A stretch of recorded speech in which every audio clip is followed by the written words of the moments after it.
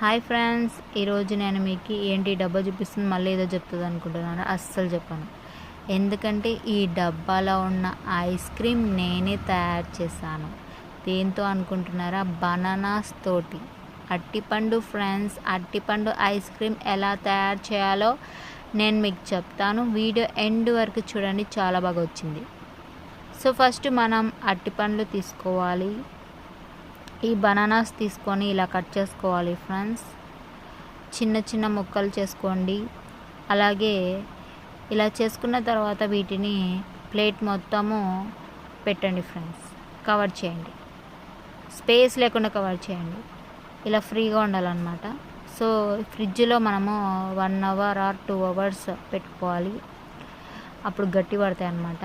So 1 cup పాలు మనము కాగబెట్టుకొని చల్లార్చుకోవాలన్నమాట.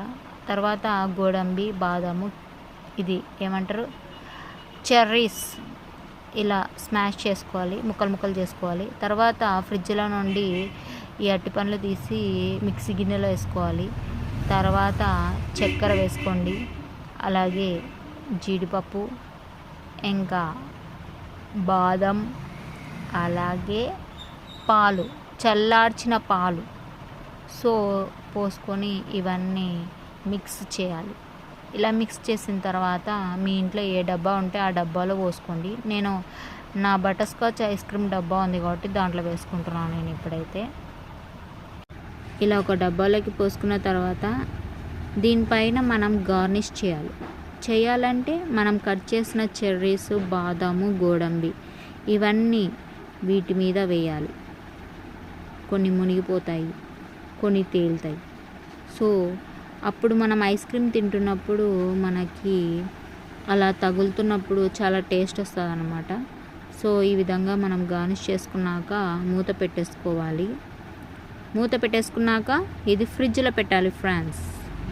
ఒక 6 అవర్స్ తర్వాత ఓపెన్ చేస్తే ఐస్ క్రీమ్ రెడీ అయిపోయిందో.